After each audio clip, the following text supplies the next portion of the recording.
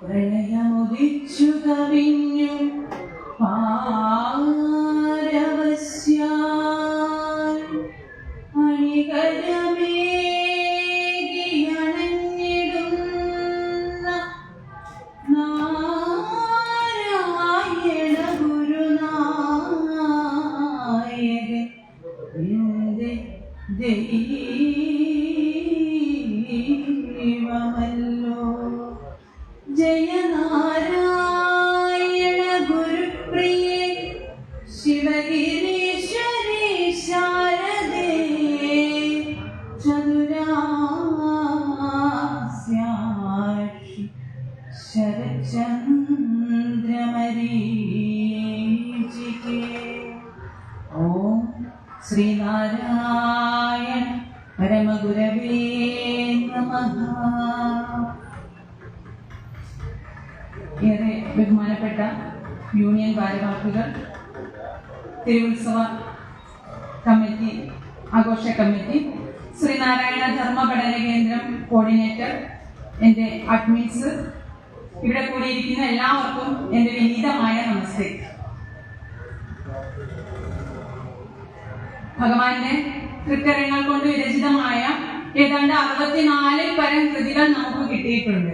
ആ 64 പരം കൃതികളിൽ സ്തോത്ര കൃതികളെ എടുത്തു നോക്കിയാലും, ദാർശനിക കൃതികളെ എടുത്തു നോക്കിയാലും, പ്രബോധനാത്മക കൃതികളെ എടുത്തു നോക്കിയാലും ഇവയൊക്കെ വളരെ അമൂല്യമാണ്. ഭഗവാൻ തന്നിരിക്കുന്ന നിധി കുംഭമാണ് നമുക്ക് ഈ 64 പരം കൃതികൾ തന്നിരിക്കുന്നത്. എന്നാൽ തന്നെയും കോലദിവസസ്തവം എന്ന കൃതികളിലേക്ക് ഞാൻ ഏതാനും ചില വരികളിലൂടെ മാത്രം ഒന്ന് കടന്നു പോവുകയാണ്. ആദ്യം നമുക്ക് ആ കൃതികളിലൂടെ ആ വരികളിലേക്ക് ഒന്ന് കടന്നു പോകാം.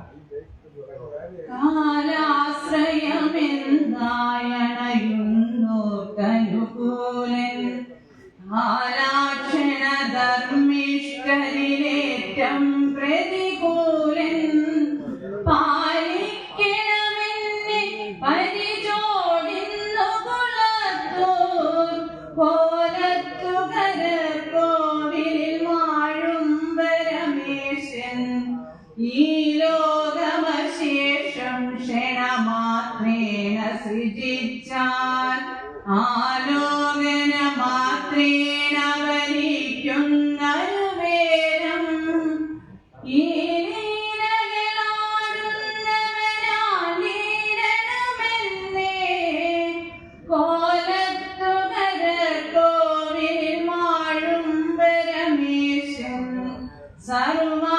സർവാശ്രയമെങ്ങും നിറയുന്നോ നബിഭക്തർക്ക് ഇമ്മാറൊരു രൂപം അജനത്തിനു ധരിപ്പോൻ, ആലസ്യമൊഴിച്ച പരബോധം തരണമേ, കോലത്തുകര കോവിലിൽ വാഴും പരമേശൻ, ഈ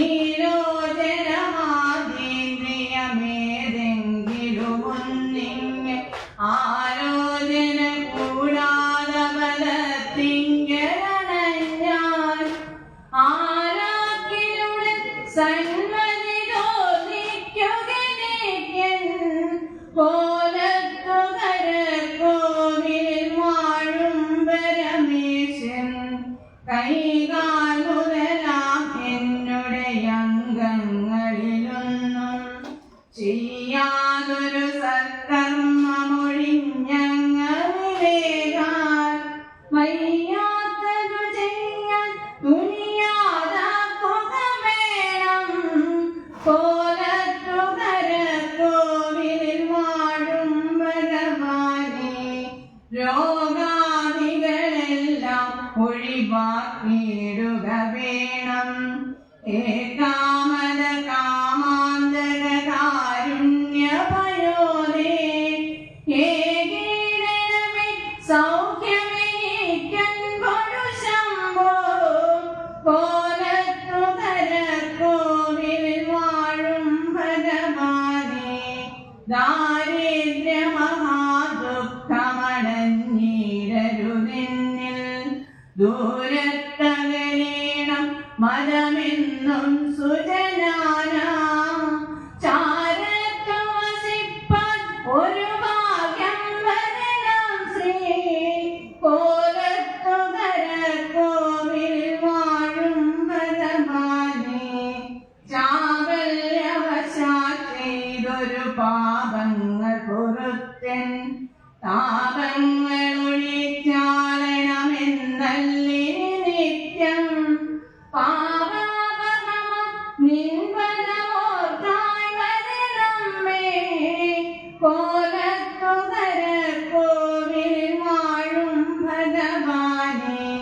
ദാതാവിനും മാധവനും കൂടിയമേയം വീണാമതിന് വൈഭവമാരാണുര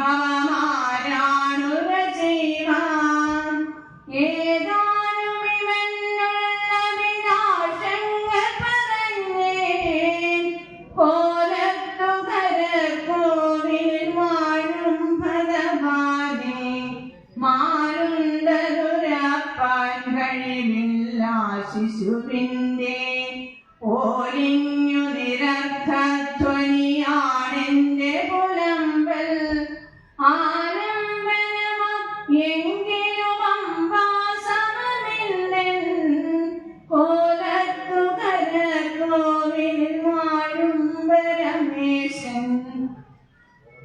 1893 ഭഗവാൻ അരുവിപ്പുറത്ത് ആയിരുന്ന സമയത്ത് കോലത്തുകര നിവാസികൾ ഭഗവാനെ ചെന്ന് കാണുകയും കോലത്തുകരയിൽ ഒരു 14 പ്രതിഷ്ഠയുള്ളത് എടുത്തു നീക്കം ചെയ്തിട്ട് എടുത്തു മാറ്റിയിട്ട് പകരം അവിടെ ഒരു പ്രതിഷ്ഠ ഞങ്ങൾക്ക് ആരാധനാമൂർത്തിയെ തരണമെന്ന് അവർ ഭഗവാനോട് ആവശ്യപ്പെടുകയും ചെയ്തു, അല്ലെങ്കിൽ പറയുകയും ചെയ്തു.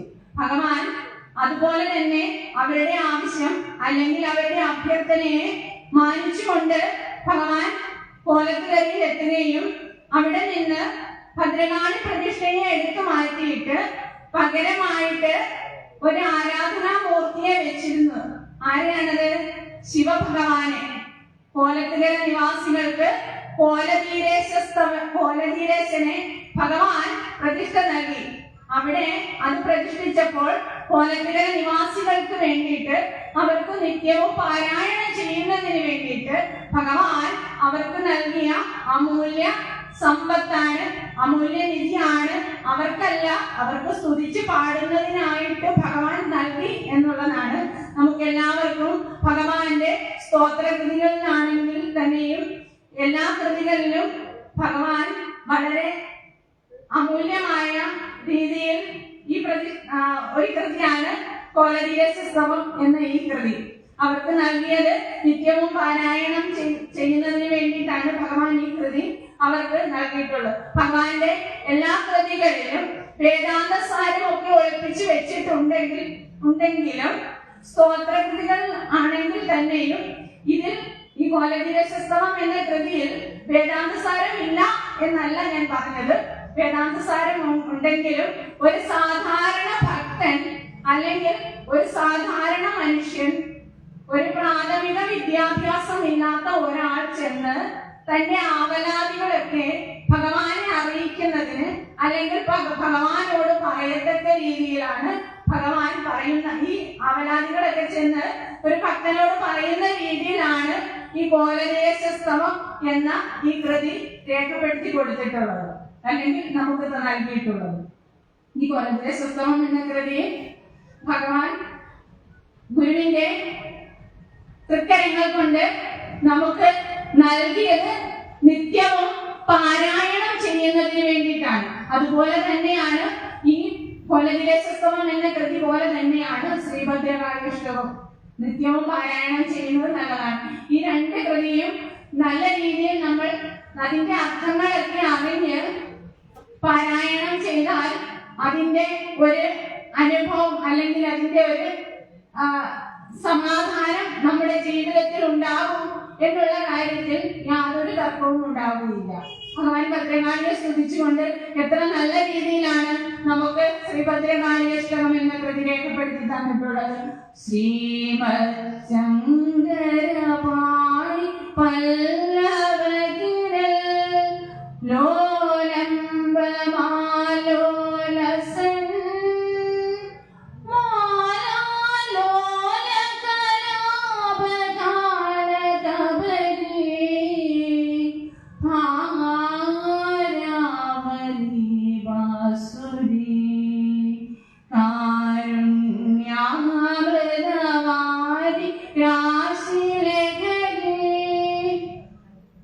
ഇതൊക്കെ തന്നിരിക്കുന്നത് ഭഗവാൻ ഈ കോലധീരസ്തവം എന്ന കൃതി രചിച്ച് നമുക്ക് നൽകിയതുപോലെ തന്നെയാണ് മറ്റ് ദേവീ സ്തോത്രങ്ങളൊക്കെയും നമുക്ക് രേഖപ്പെടുത്തി തന്നിട്ടുള്ളത്.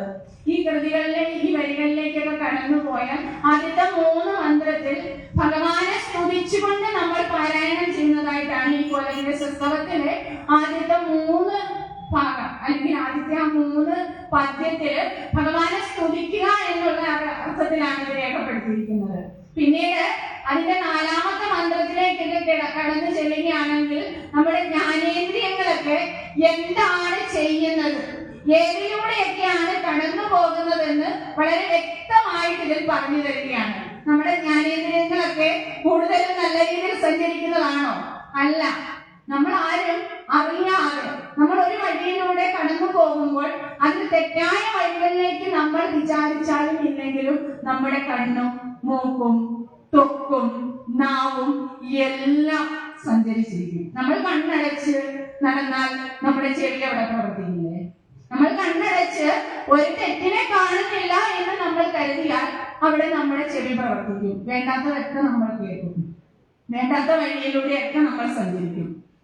കർമ്മേന്ദ്രിയങ്ങളാണെങ്കിൽ തന്നെ അതുപോലെ തന്നെയാണ്. എന്റെ കൈകൾ നല്ലത് മാത്രമാണോ ചെയ്യുന്നത്? കൈകൾ ചീത്ത ചെയ്യണ്ട എന്ന് വെച്ച് ഞാൻ മാറിയാൽ എന്റെ കാലുകൾ നടക്കും ചീത്ത വഴിയിൽ കൂടി. അതുപോലെ തന്നെയാണ് നമ്മുടെ ത്വക്ക്. നമ്മുടെ ശരീരത്തിൽ ആണായാലും പെണ്ണായാലും നമ്മൾ ചീത്തയാകണം എന്ന് തീരുമാനിച്ചാൽ നമ്മുടെ ശരീരം നമ്മളെ ആ വഴിക്ക് കൊണ്ടുപോകും. തീർച്ചയായിട്ടും കർമ്മേന്ദ്രിയങ്ങളായാലും ജ്ഞാനേന്ദ്രിയങ്ങളായാലും ദാരിദ്ര്യത്തിന്റെ കാര്യങ്ങളാണെങ്കിൽ പോലും ഭഗവാൻ ഈ കോലദിവസോത്സവം എന്ന ഈ കൃതിയിൽ വളരെ കൃത്യമായിട്ട് എന്റെ എല്ലാ ആവലാതികളും ഭഗവാനെ അറിയിക്കുന്നതിനുള്ള എല്ലാ കാര്യങ്ങളും അടക്കിച്ചേർത്ത് നമുക്ക് തന്നിരിക്കുകയാണ്. ദാരിദ്ര്യമഹാദുഃഖമനഞ്ഞിടരുതെങ്കിൽ ദൂരത്തകലേണം മതമെന്നും സുജനാനാം ചാരത്തു വസിപ്പാൻ ഒരു ഭാഗ്യം വരണം ശ്രീ കോലത്തുകരക്കോവിൽ വാഴും ഭഗവാനെ. എന്റെ ദാരിദ്ര്യ ദുഃഖമൊക്കെ അകറ്റി എന്നെ മുന്നോട്ട് നല്ല രീതിയിൽ, അതായത് ഭഗവാനെ എനിക്ക് ഒരു ഗുരുമണ്ഡപത്തിൽ ചെന്ന് കണ്ണ് തുറന്ന് പ്രാർത്ഥിക്കാനാണോ ഇഷ്ടം? നമ്മൾ കൂടുതൽ ആൾക്കാരും എന്താ ചെയ്യുന്നത്? ഒരു ഗുരുമണ്ഡപത്തിലേക്ക് കടന്നു ചെന്നാൽ നമ്മൾ ഒരുപാട് ലിസ്റ്റൊക്കെ ആയിട്ട് അങ്ങോട്ട് കടന്നു ചെല്ലുന്നത് ഭഗവാനോട് ഇതൊക്കെ ഒന്ന് അർപ്പിക്കണം, ഇതൊക്കെ ഒന്ന് പറയണം എന്ന് കരുതി നമ്മൾ ചെല്ലുമ്പോൾ അവിടെ ചെല്ലുമ്പോൾ ഇതൊന്നും കാണില്ല നമ്മുടെ കയ്യിൽ. പിന്നെ എന്താ കാണുന്നത്? ആകപ്പാടെ കണ്ണടയ്ക്കുക. വളരെ ആത്മബോധത്തോടുകൂടി എന്റെ മകനായിട്ടോ എന്റെ അച്ഛനായിട്ടോ എന്റെ മകളായിട്ടോ ഒക്കെ നമ്മൾ ഭഗവാൻ ഏത് രൂപത്തിലാണോ കാണേണ്ടത് അത് നമ്മുടെ ഇഷ്ടത്തോടു കൂടി നമ്മൾ ഭഗവാനെ മനസ്സിൽ ആത്മബോധത്തോടു കൂടി നമ്മൾ ഭഗവാനെ കാണാൻ ആഗ്രഹിക്കുന്ന രീതിയിൽ തന്നെ കാണാം എന്നുള്ളതാണ് ആ കോലത്തുകരയിൽ ഭഗവാൻ പ്രതിഷ്ഠിച്ചിരിക്കുന്ന ആ കോലദീരശൻ. ഭഗവാൻ തന്നെയാണ് കോലദീരശൻ, യാതൊരു സംശയവുമില്ല. അതുകൊണ്ടാണ് ഭഗവാൻ ദാരിദ്ര്യ മഹാദുഃഖങ്ങളൊന്നും അണഞ്ഞിടരുന്ന് നമ്മൾ ഭഗവാനോട് പറഞ്ഞറിയിക്കുന്നത്. നീ ഇവിടെ നിന്നൊക്കെ മാറിയാൽ അടുത്ത വരികളിൽ ചിലർ നമ്മുടെ ജ്ഞാനേന്ദ്രിയങ്ങളെ പറ്റി പറയുന്നുണ്ട്, കർമ്മേന്ദ്രിയങ്ങളെ പറ്റി പറയുന്നുണ്ട്. ഈ ലോചനമാതീന്ദ്രിയം ഏതെങ്കിലും ഒന്നിന് ഉറപ്പായും അബദ്ധത്തിൽ ചെന്ന് ചാടത്തില്ലേ? നമ്മൾ ചാടും. ഭഗവാൻ നല്ല സുഖങ്ങളെ മാത്രം നമുക്ക് തന്നിരിക്കുകയാണ് ആണോ? അല്ല. പക്ഷേ നമ്മുടെ മക്കൾക്ക് ഇന്ന് നമ്മൾ കൂടുതലായി നൽകുന്നത് ഭൗതിക സുഖങ്ങളാണ്. ആ ഭൗതിക സുഖങ്ങൾ നമ്മുടെ മക്കൾക്ക് നമ്മൾ പകർന്നു നൽകുമ്പോൾ അങ്ങനെ വിദ്യാഭ്യാസം ഭഗവാൻ പറഞ്ഞിരിക്കുന്നത് അല്ലെങ്കിൽ അറിവ് ഭഗവാൻ പകർന്നു തന്നിരിക്കുന്നത് അതിലൂടെയൊക്കെ നമ്മുടെ കുട്ടികൾ നല്ല രീതിയിൽ വരണമെന്നാണ് പറഞ്ഞിരിക്കുന്നത്. അല്ലെങ്കിൽ വരും തലമുറയെ അത് വാർത്തെടുക്കണമെങ്കിൽ അവർ നല്ല രീതിയിൽ വരണമെന്നാണ് ഭഗവാൻ ആഗ്രഹിച്ചത്, പറഞ്ഞത്, തോന്നിപ്പിക്കുന്നത്, ചിന്തിപ്പിക്കുന്നതെങ്കിൽ ഇന്ന് വിദ്യാഭ്യാസം കൂടുതലുള്ള മക്കൾ, നമ്മുടെ യുവതലമുറകൾ കൂടുതലും കടന്നു ചെല്ലുന്നത് ഏതിലേക്കാണ്? അവർക്ക് വിദ്യാഭ്യാസമുണ്ട്, കാരണം മുന്നോട്ട് നല്ല രീതിയിൽ വരണമെങ്കിൽ നമ്മൾ അച്ഛനമ്മമാർ അവരുടെ വിദ്യാഭ്യാസത്തിനാണ് നമ്മൾ പ്രാധാന്യം നൽകിക്കൊണ്ടിരിക്കുന്നത്. എത്ര പണം മുടക്കി എന്ന് പറഞ്ഞാലും നമ്മൾ അവർക്കത് നേടിക്കൊടുക്കും, അവർക്കറിയാം. പക്ഷേ അങ്ങനെ വിദ്യാഭ്യാസവും അറിവുമുള്ള ആ കുട്ടികളാണ് ഏറ്റവും കൂടുതൽ ഇന്ന് സ്വന്തം സഹോദരിയെ പീഡിപ്പിക്കുവാനും മയക്കുമരുന്നുകൾക്കും അച്ഛനമ്മമാരെ ബഹുമാനിക്കാതിരിക്കുകയും തന്റെ ഗുരുക്കന്മാരെ ബഹുമാനിക്കാതിരിക്കുകയും ഒക്കെ ചെയ്യുന്ന തരത്തിലേക്ക് കടന്നു വരുന്നത്. ഭഗവാൻ എത്ര കൃത്യമായിട്ട് ഇതൊക്കെ കണ്ടിരുന്നു. കൽപ്പിച്ച പോലെ വരുമെന്നു നിനച്ചു കണ്ടിട്ട് അർപ്പിച്ചിടുന്നടിയനൊക്കെയും അങ്ങു ശംഭോ. ഭഗവാൻ ഇതൊക്കെ കൽപ്പിച്ചിട്ടുണ്ടായിരുന്നു ഇതൊക്കെ ഇവിടെ സംഭവിക്കുമെന്ന്. അതുണ്ടാകാതെ വരണമെങ്കിൽ നമ്മുടെ കുട്ടികളെ നമ്മൾ നല്ല വഴിയെ കൊണ്ടുപോകണം. നമ്മൾ നന്നായാലേ, ഞാൻ നന്നായാലേ എന്റെ കുഞ്ഞിനെ എനിക്കത് ബോധ്യപ്പെടുത്തുവാനുള്ള അവകാശം ഉണ്ടാവുകയുള്ളൂ. ഞാൻ എന്താണെന്നുള്ള ആത്മബോധം അല്ലെങ്കിൽ ആത്മജ്ഞാനം, ഭഗവാൻ എന്താണെന്നുള്ളത് പറഞ്ഞു കൊടുക്കണമെങ്കിൽ ഞാനതായെങ്കിലേ വരും തലമുറയെ എനിക്കത് ബോധ്യപ്പെടുത്തുവാൻ സാധിക്കുകയുള്ളൂ.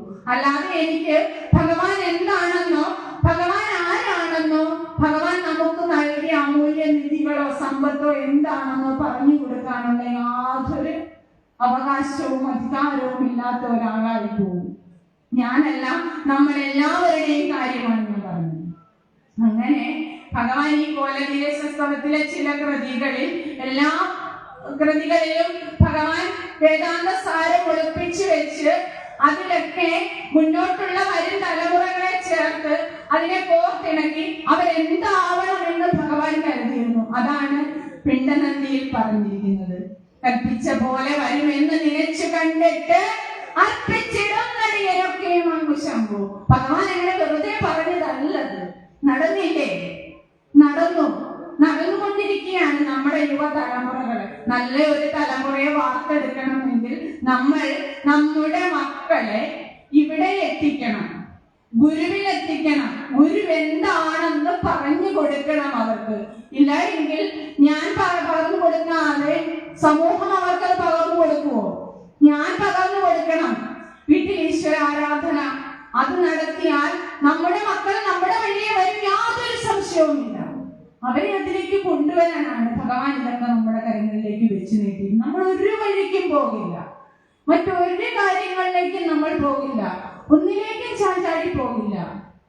അത് നമ്മൾ അറിഞ്ഞ് നമ്മുടെ മക്കളിലേക്ക് എത്തിക്കുക, അത്രയേ ഉള്ളൂ.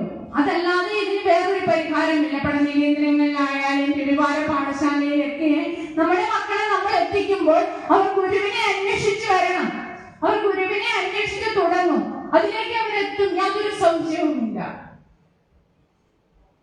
ഭഗവാൻ പറഞ്ഞിരിക്കുന്നു അനുകമ്പാദശകത്തിൽ, ഒരു പീഡയെറുമ്പിനും വരുത്തരുതെന്നുള്ള അനുകമ്പയും സദാ കരുണാകര നൽകുകൊള്ളിൻ തിരുമേ വിട്ടകലാത ചിന്തയും.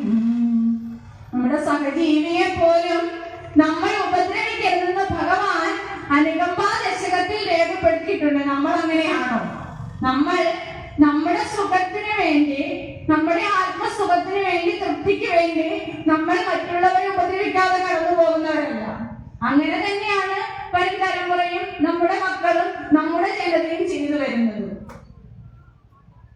അങ്ങനെ ഈ ലോചന മാന്ത്രികം ഏതെങ്കിലും ഒന്നിങ്ങനെ അബദ്ധത്തിലേക്ക് പോകാതെ ഭഗവാന്റെ സൽക്കർമ്മങ്ങൾ മാത്രം, ഭഗവാൻ നമുക്ക് നൽകിയ നന്മ മാത്രം ചിന്തിച്ച് ഭഗവാനിലേക്ക് അടുക്കണമെന്ന് ആഗ്രഹിച്ച് സൽപ്രവൃത്തി ചെയ്തു പോകാനാണ്.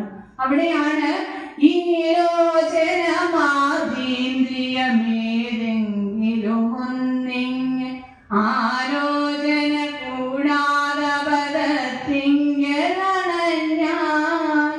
അതിലേതെങ്കിലും ഒന്ന് എവിടേക്കെങ്കിലും സഞ്ചരിച്ചാൽ, എന്റെ കണ്ണ്, എന്റെ മൂക്ക് കാണാൻ പാടില്ലാത്തതെല്ലാം എന്റെ കണ്ണുകൾ കാണുമ്പോൾ ആ വഴി പോകാതിരിക്കുവാൻ, അല്ലെങ്കിൽ അത് പോകുകയാണെങ്കിൽ അതിനെ ഒന്ന് പിടിച്ചു നിർത്തണേ. ആലാക്കിലൂടെ സന്മതി തോന്നിക്കുകനിക്കൻ. അങ്ങനെ ആലാക്കിലൂടെ സന്മതി എനിക്ക് തോന്നിക്കണം ഭഗവാനെ. പരമേശ്വര എന്നെ രക്ഷിക്കണമേ എന്ന് പറയുകയാണ്. പിന്നീട് അതിൽ നിന്നും കടന്നു പോകുമ്പോൾ അടുത്ത വരികളിലേക്ക് പോകുമ്പോൾ പിന്നെ നമ്മുടെ കർമ്മേന്ദ്രിയങ്ങളിലേക്ക് കിടക്കുകയാണ്. കൈകാൽ മുതലാം എന്നുടെ അംഗങ്ങളിലൊന്നും ചെയ്യാതൊരു സൽക്കർമ്മമൊഴിഞ്ഞങ്ങ വിവേകാൽ വയ്യാത്തതു ചെയ്യാൻ തുനിയാതാക്കുക വേണം. കോലത്തുകരക്കോവിൽ വാഴും പരമേശൻ. കൈ അല്ലെങ്കിൽ കാല്, ഞാൻ നല്ലതാകണോ ചീത്തയാകണോ എന്ന് ബുദ്ധി മാത്രം പോരാ, അല്ലെങ്കിൽ എന്റെ മനസ്സ് മാത്രം പോരാ, എന്റെ കാല് എന്റെ ചീത്ത വഴിയെ നടത്തിക്കാൻ തീരുമാനിക്കുകയാണ്. എന്റെ കൈകൾ ചീത്ത പ്രവർത്തികൾ ചെയ്യുവാൻ തോന്നുകയാണ്.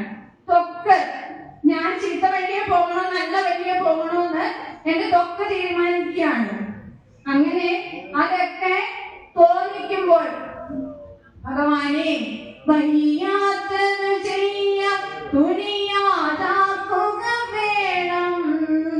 അങ്ങനെയൊന്ന് ചെയ്യാൻ ഒരുങ്ങിയാൽ, അങ്ങനെയൊന്ന് ചെയ്യാൻ എനിക്ക് തോന്നിച്ചാൽ ഭഗവാനെ കോലതിരശ്വസ്തവനെ സ്തുതിച്ചുകൊണ്ട് ഭഗവാനോട് പറയുകയാണ്, ഭഗവാനെ എന്നെ രക്ഷിക്കണം, എന്നെ കാത്തുകൊള്ളണം. പിന്നെ അവിടെ നിന്ന് കടന്നു പോകുമ്പോൾ അടുത്ത വരികളിൽ പറയുകയാണ്, രോഗാദികളെല്ലാം ഒഴിവാക്കിയിടുക വേണം. ഏകാമത കാമാന്ത കാരുണ്യപയോദേ ഏകീരണമേ സൗഖ്യമേനിക്കൻ പുരുഷമ്പോ കോലത്തുകര കോവിലിൽ വാഴും ഭഗവാനേ. ആ പരമേശ്വരനെ പിന്നീട് നമ്മൾ കാണുമ്പോൾ ഭഗവാനായിട്ട് കണ്ടു തുടങ്ങുക. ആദ്യത്തെ 3 വരിയിൽ ഭഗവാനെ സ്തുതിച്ചുകൊണ്ട് പാടുകയും പിന്നീട് അടുത്ത വരികളിലേക്ക് കടന്നു വരുമ്പോൾ നമ്മൾ ഭഗവാനോട് എങ്ങനെയാ പറയുന്നത്? എന്റെ ആവശ്യങ്ങളെല്ലാം ഞാൻ നിറവേറ്റി തരാനായിട്ട് പറയുക. അതുവരെ നമ്മൾ സ്തുതിച്ചു പാടി. ഇനി നമുക്ക് പറയണ്ടേ നമ്മുടെ ആവശ്യങ്ങളൊക്കെ ഭഗവാനോട്? അതിനു വേണ്ടിയിട്ട് അടുത്ത ബാക്കി വരികളിലെല്ലാം അങ്ങനെ പറഞ്ഞിരിക്കുകയാണ്. രോഗാദികളെല്ലാം ഒഴിവാക്കിയിടുക വേണം. ഏകാമത കാമാന്തര കാരുണ്യപയോദേ. രോഗാദികളെല്ലാം ഒഴിവാക്കാൻ വേണ്ടി, ഇനി ഒരു രോഗപീഠകളും മുന്നോട്ടുണ്ടാകാതെ എന്നെ സൗഖ്യമാക്കി തരണമെന്ന് പറയുകയാണ്. ഏകീരണമേ സൗഖ്യമെനിക്കൻ പൊടുശമ്പോ കോലത്തുകര കോവിൽ വാഴും ഭഗവാനെ. ഏകീരണമേ ഭഗവാനെ, എനിക്ക് അൻപൊടു ശമ്പോ, എനിക്ക് സൗഖ്യമേകണമേ എന്ന് പറയുകയാണ് ഭഗവാൻ. ദാരിദ്ര്യമഹാദുഃഖമണഞ്ഞിടരുതെന്നിൽ ദൂരത്തകലേണം മതമെന്തും സുജനാന.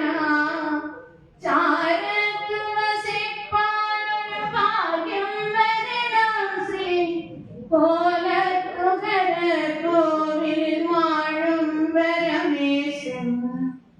ദാരിദ്ര്യമൊന്നും ഉണ്ടാകാതെ മുന്നോട്ട് എന്നെ നല്ല വഴിയെ നല്ല സൽക്കർമ്മങ്ങൾ ചെയ്ത് മുന്നോട്ട് കൊണ്ടുപോകുവാൻ ഭഗവാനോട് എന്റെ മനസ്സും ശരീരവും ദുർബലമാകാതെ എന്നെ ഒന്ന് പിടിച്ചു നിർത്തണമേ, ഏകീടണമേ, എനിക്ക് സൗഖ്യം തരണമേ എന്ന് പറയുകയാണ്. ദാരിദ്ര്യ മഹാദുഃഖങ്ങളൊന്നും എന്നിൽ അണഞ്ഞു പോകരുതെന്ന് പറയുകയാണ്. ചാബല്യമശാൽ ചെയ്തൊരു പാപങ്ങൾ പൊറുത്തൻ താപങ്ങൾ ഒഴിച്ചാളണമെന്നല്ലേ നിത്യം. പാപാകമോർക്കായി വരണമേ കോലത്തുകര കോവിൽ വാഴും ഭഗവാനേ. ചാബല്യവശാൽ മായാഭ്രമത്തിൽ എന്റെ വിഷയവാസന ബുദ്ധിയെ ചിത്തവഴിയെ കൊണ്ടുപോകാതിരിക്കുവാൻ ഞാൻ എന്നെ ഭഗവാനെ ഒന്ന് കാത്തരകനെന്ന് ഞാൻ ഭഗവാനോട്, ആ കോലധീരേശനോട് ആവശ്യപ്പെടുകയാണ്. ആവശ്യമാണ് നമ്മുടേത്. ഇനി വരുന്ന വരികളിലെല്ലാം മൂന്നാമത്തെ വരി കഴിഞ്ഞാൽ എല്ലാം നമ്മുടെ ആവശ്യങ്ങളാണ്. എന്റെ ആവശ്യങ്ങൾ പറയുവാൻ എനിക്ക് സങ്കടമുണ്ടെന്ന് പറയുന്ന ഭാഗങ്ങൾ വരെ ഇതിനകത്ത് ചേർത്ത് ഭഗവാൻ കോർത്തിണക്കി തന്നിട്ടുണ്ട്. ദാതാവിനും മാധവനും കൂടിയമേയം വീണാമതി നിൻ വൈഭവമാരാണുര ചെയ്യുവാൻ ഏതാനും ഇവനുള്ള വിലാസങ്ങൾ പറഞ്ഞേ കോലത്തുകരക്കോവിലിൽ വാഴും ഭഗവാനേ.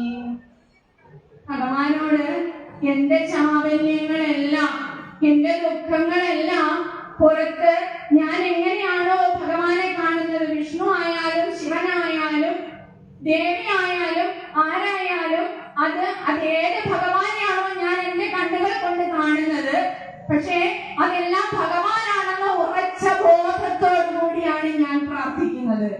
അങ്ങനെയുള്ള എനിക്ക് ഏതാനും ഇവനുള്ള അഭിലാഷങ്ങൾ പറഞ്ഞു. എനിക്ക് ചില അഭിലാഷങ്ങൾ ഉള്ളത് ഞാൻ കാണുന്ന രൂപത്തിൽ തന്നെ ഭഗവാനെ അറിയിക്കാൻ ഞാൻ ആവശ്യമായിട്ട് ഭഗവാന്റെ മുന്നിലേക്ക് കടന്നു വരുമ്പോൾ കൊലതിരശ എന്നെ രക്ഷിക്കണമെന്ന് പറയുകയാണ്. മാലുണ്ടതുരപ്പാൻ കഴിവില്ല ശിശുവിന്റെ പോരിഞ്ഞു നിരർത്ഥധ്വനിയാണെന്റെ പുലമ്പൽ എങ്കിലും അമ്പാസനമെന്തൻ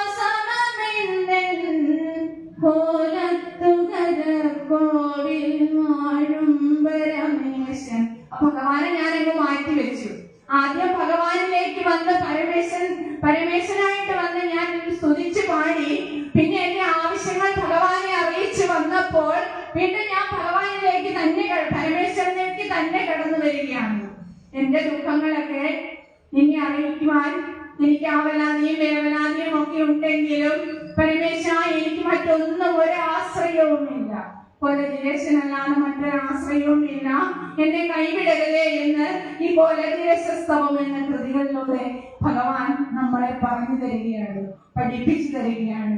അവിടെ ഇരിക്കുന്ന കൊലതിരശൻ നമ്മുടെ ഭഗവാനാണെന്ന് കരുതിക്കൊണ്ട് ഭഗവാൻ സശരീരനായിരുന്ന കാലത്ത് തന്നെ ഭഗവാൻ ആവശ്യപ്പെട്ട് ഭഗവാന്റെ ഛായാചിത്രം വരച്ച് തന്റെ കുമാരനെ കൊണ്ട് അവിടെ കോലത്തിലയിൽ പ്രതിഷ്ഠ നടത്തിയിരുന്നുവെങ്കിൽ നമ്മുടെ മക്കളെ അത് അറിയിക്കണം, നമ്മളെ അവരെ അതിലേക്ക് കടത്തിക്കൊണ്ടുവരണം. എങ്കിലേ നല്ല ഒരു യുവതലമുറയെ നമുക്ക് വാർത്തെടുക്കാൻ സാധിക്കുകയുള്ളൂ. ഭഗവാൻ എന്താണെന്ന് നാം അറിയണം, നമ്മൾ അറിയണം, നമ്മുടെ മക്കളെ അറിയിക്കണമെങ്കിൽ ഭഗവാന്റെ ഇങ്ങനെയുള്ള കൃതികളിലേക്കൊക്കെ, സ്തോത്ര കൃതികളിലേക്കായാലും പ്രബോധനാത്മക കൃതികളിലേക്കായാലും ഒക്കെ നമ്മുടെ മക്കളെ നമ്മളൊന്ന് കടത്തിവിടണം. ഭഗവാൻ ദേവിയെ സ്തുതിക്കുമ്പോൾ എനിക്ക് വർണ്ണിക്കാൻ സാധിക്കുന്നില്ല. മുനികൾക്ക് മാത്രം സാധിക്കുന്ന കാര്യമാണെന്ന് പറഞ്ഞു തന്നിരിക്കുന്ന കൃതികളുണ്ട്. ദേവീസ്തവം എന്ന കൃതി. തിരുമേനി നിന്നവയവങ്ങളൊഴിന്നും മൊഴിയുന്നതിന്നി മുനികൾക്കുമെന്നമ്പികെ കഴിവില്ലയൊന്നും അതുകൊണ്ടെനിക്കുന്നു നിൻ മൊഴി വന്നു മൗനനിലയായി മുഴങ്ങുന്നിതാ. തന്നെ കുറിച്ച് വർണ്ണിക്കുവാൻ, ദേവിയെ വർണ്ണിക്കുവാൻ എനിക്ക് സാധിക്കുകയില്ല. മുനികൾക്ക് മാത്രം സാധിക്കുന്ന കാര്യമാണ്, എന്നെ കൊണ്ട് സാധിക്കാത്ത കാര്യമാണ്. ഇതൊക്കെ നമ്മുടെ 64 പരം കൃതികളിൽ ഭഗവാൻ രേഖപ്പെടുത്തി ചിട്ടപ്പെടുത്തി തന്നിട്ടുണ്ട്. ഇതൊക്കെ അറിയിക്കണം, ഇതിനെയൊക്കെ നമ്മൾ പാരായണം ചെയ്യണം നിത്യവും. ഇത്രയും സമയം എന്നെ ശ്രവിച്ചു കൊണ്ടിരുന്ന കോട്ടയം ശ്രീനാരായണ ധർമ്മപഠന കേന്ദ്രത്തിന്റെ coordinator Sri A V Prasad Kumar സാറിനും, സാറിന് വേദിയിലില്ല എങ്കിലും എന്റെ അകമഴിഞ്ഞ നന്ദി സാറിനെ അറിയിക്കുകയാണ്. കൂടാതെ കോട്ടയം ശ്രീനാരായണ ധർമ്മപരിപാലന യോഗം, കോട്ടയം യൂണിയൻ ഭാരവാഹികൾ, തിരുവുത്സവ ശ്രീനാളമ്പഴം ക്ഷേത്രം തിരുവുത്സവ ആഘോഷ കമ്മിറ്റി, ഇവിടെ കൂടിയിരിക്കുന്ന എല്ലാവർക്കും എന്റെ നന്ദി അറിയിച്ചുകൊണ്ട് എന്റെ വാക്കുകളെ ഞാൻ ഭഗവത് പാദങ്ങളിൽ സമർപ്പിക്കുന്നു. നന്ദി, നമസ്തേ, ഗുരുധർമ്മം വിജയിക്കട്ടെ.